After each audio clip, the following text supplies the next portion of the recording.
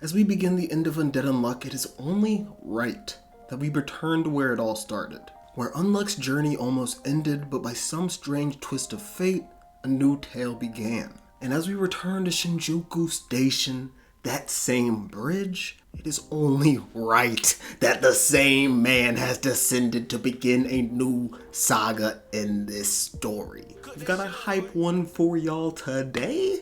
Let's talk about the return of Andy the Undead in Undead Unluck Chapter 219.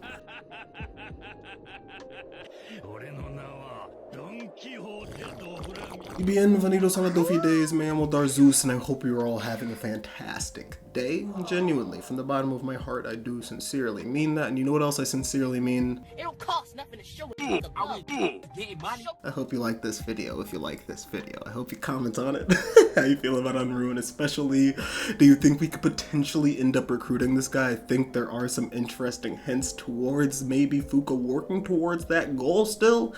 However, that's still up in the air whether or not that is even a possibility, but also subscribe if you're new here, because why wouldn't you have subscribed if you're new here? So a very stealthy move by Julia Justicia and Dat Boy Sean gave Fuko an opening to administer her Undead Unluck. And with Andy, the Undead, on the way, this chapter was really only a race against the clock to see if Fuko could hold out until his arrival, or if Ruin could ruin the dreams before that occurred. And although the Union didn't know exactly when Andy would return this chapter, it would have been really cool to see the countdown clock from Ragnarok come back. I feel like that would have heightened the tension so much more. However, we got some real shit to talk about. So Ruin phones into So to update him on the situation, but we're seemingly playing right into his hands. As So states the restrictions have been lifted, referring to the Master Rule's inability to leave their room during quest. He says that he'll leave the power he's administered to Ruin with him, along with the powered up Umas, so we can assume that those are likely Blood and Shadow. And I said assume, but I'm 100% sure, because as we see in this chapter, he uses Blood and Shadow and says them both by name. However, I'm on to my next statement.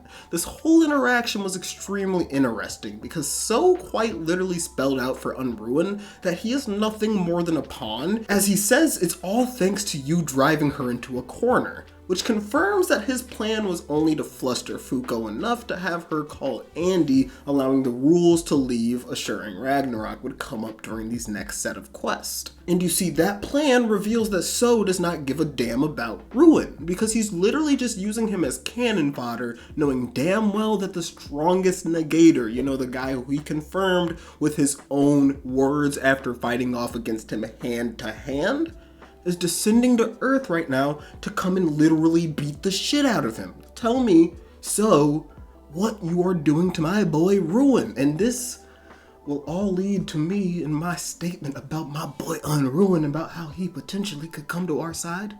But we'll talk about that later. So a little bit indifferent to So's plan, Ruin says that we do not even need another set of quests, because I'm the equalizer. He leaps forwards towards Fuko, sort of mimicking the abilities of Uma Beast in his stage 3 form, and attacks Fuko with these chimera-like tendrils using both Blood and Shadow. And like I mentioned earlier, this is a confirmation that Blood and Shadow are back, so we do know that Unruin is still, at the end of the day, just a cheap-ass version of Andy. But as Ruin presses Fuko, he gets caught in a bind. Our girl Gina and Billy jump in, administering Unchanged to Ruin in order to freeze him. And as he hesitates to act due to the rules ordering him not to eliminate the two of those individuals, he gets fed a 200-year battle bullet straight to the jaw. And like I mentioned earlier, y'all, So does not give a damn about Unruin, and this is another piece of evidence attesting to that fact. If he wanted Unruin to, you know, survive this fight to the best of his capacity, he would tell him that it's no holds barred, just go out there and beat the crap out of everybody within the Union, because restricting yourself and not trying to eliminate two individuals is obviously going to come back to bite you in the butt, especially when it's two of our most reliable fighters, Gina and Billy. But as Fuko awaits the impending unluck, she calls for the Kento Un and gives chase to Ruin. And as the Union pleads with her to calm down, she orders them to all stand down. The duo of Undead and Unluck will handle this task, as there's even bigger fish to fry coming up real soon. And this scene hit hard, y'all. Obviously, it's not the most unique interaction or anything. It's the very classic, I need to get stronger scene. We see it in every single show in an anime. You know, we've seen it a million times. However, seeing Shikara Seeing Billy, seeing Julia, Gina, and the crew just feeling helpless as they watched on as their peerless boss faced off against a foe, the likes of which they never could even imagine, you can only appreciate their determination to continue to try and grow and close that gap. But this next scene was so badass. Fuko swag surfing across the ocean on the Kinto-un as a meteor shower bombards the two of them. If we ever see this get animated, y'all, this will genuinely be the hypest set piece in all of Undead Unluck. Like, I'm a big Undead Unluck fan. It's my favorite new gen manga. However, one manga I will say does do the spectacle a bit better than Undead Unluck is Dan Da Dan. I'm not the biggest Dan Da Dan fan either, but I'll give them their flowers where it is due. This is a Dan Da Dan like set piece, like just some very bombastic, crazy, nuts to the walls ass shit going on. Like, I loved seeing this Yoshifumi Gotsuka in the Goyard duffel. But as they evade these comments, Fuko finally asks Ruin the real question. Why are you sided with God? And Ruin doesn't even deflect this comment either. He straight up tells Fuko that it's because he loves this world that God has created and he hates the people within it. And if that is true, you're a bit of a weirdo.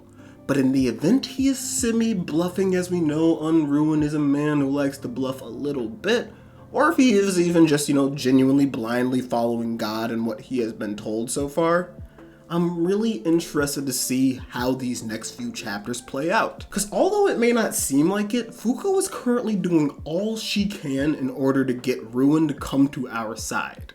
In the scenario where he actually somehow joins us, it's going to be through a change of perspective. And as Fuko continues to question those ideologies which Unruin lives by and which he sort of blindly lives by as we come to learn more and more about him, and when I say learn more about him, I say that to mean we never learn anything about him. Like, he genuinely just seems like a fanatic who was spawned onto the earth like a sim, and if he does have a backstory which actually answers for his fanaticism, then maybe that is the event where we cannot save Unruined. He is a completely, just unsavable, irredeemable individual.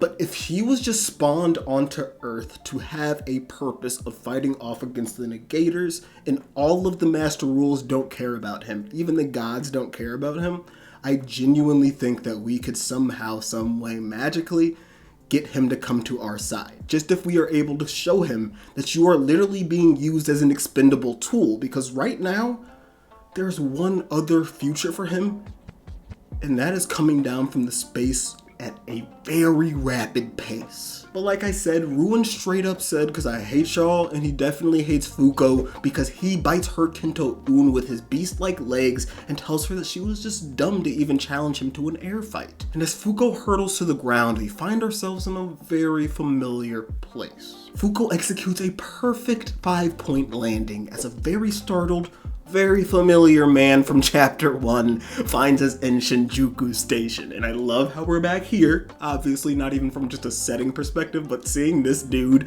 black tie old guy from chapter 1, like, why the hell are you back? Why the hell does this guy have to deal with all of the most outlandish supernatural stuff every single loop? Save this man, Yoshi. Stop putting him through these Yuji Itadori-like tragedies. He doesn't need this information. But even though Fuko's hype about executing this 5-point landing perfectly, Unruin gives her no time to celebrate. He's been preparing his next move before she could even react, and by using Blood's ability, along with his endless supply of blood, he creates a massive spirit bomb. I mean a giant blood clot ball. And Fuko couldn't even evade this attack either, as Shikamaru Unruin and Shadow are using Shadow Possession Jutsu to freeze her body in place as well. So as Unruin has checkmated Fuko, he's prepared to blow up this entire town. Descending from the sky like a shooting star, something pierces the blood clot ball. And as Fuko watches on, a head skips right towards her. A head that starts regenerating right before her eyes as she says, "Welcome back, Andy the Undead." And I gotta mention real quick, because I hope every single one of you know this. I hope you noticed this, I meant to say, sorry. I'm out of breath. However, Y'all see Clothy? He started regenerating too as well, and I just gotta ask y'all, do you think Clothy was also in the hyperbolic time chamber sitting up there in the sun just practicing his regenerative abilities because he is the perfect piece of clothing for Andy? He said, if Andy can go through this shit, maybe I gotta be able to go through this shit too because I'm his clothing, we're partners. There was like a post on Reddit I saw this week where somebody was like, dude, I guess the union's not complete. Where the hell's Clothy at? I told that dude, I said, calm down, young stallion, calm down. When Clothy's partner returns, we will find out where Clothy has been, and I guess Clothy just might be the most hard-boiled Uma in all of the world. Question, is Clothy the strongest Uma? Is Andy about to start using Clothy like Blood and Shadow? Because that would be the funniest shit I've ever seen in my life, but I just genuinely have to ask, because did Clothy just know Andy was descending down to Earth and that's like, us sprinted to link up with him and hit him with the dap up fucking Whitebeard type shit? Or was Clothy sitting up there in the sun the whole time? God, honestly, that's my biggest takeaway from the whole chapter. Clothy is back. Fuck Andy. Clothy is back, y'all. What a chapter. What a chapter. I had some nitpicks about last chapter, just the idea that Unruined is coming back in the same exact manner as last loop with no sense of explanation about who he is and why he is here. However, I hope we get some of those, tidbits of information. From the way that Fuko was continuing to prod him with questions, I think we are going to go down that line to figure out, who are you, Unruined? What do you actually believe? Because even that little bit of an ideology he spouted this chapter, unless he is truly just 100% through and through a fanatic towards God, like, you were just lying, bro. I love the world. I hate people. Like, okay, bro, cool, we get it. You love Uma so much that you're just like an outcast, an incel, bro. You're an incel, dog? Not even like celibate. You're involuntarily not having communications with people. That's not even cool. You get celibacy. I don't know if I'd be involuntary. Now I'm out here debating random shit. What? I got a girlfriend. I don't even know an incel. I know one though, and that's Unruined, and hopefully he comes out of his shell. But I gotta edit this video and color a panel. Damn it. So much work to do. So much life to live. And so much Andy the Undead to be back. Let's get it. Hasta luego.